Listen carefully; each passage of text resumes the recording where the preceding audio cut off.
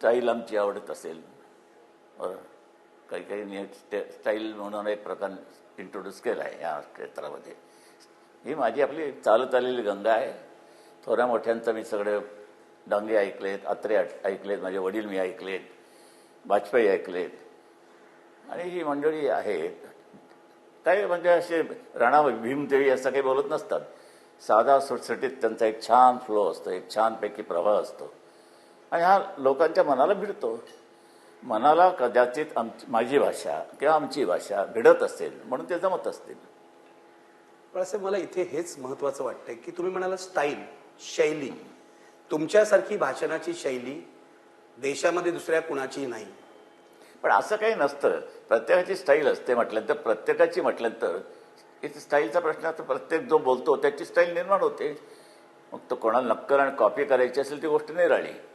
पण कॉपी करून त्यांचे जे विचार आहे, विचारांना महत्त्व आहे, स्टाईलला महत्त्व नाही आहे. तरी सुद्धा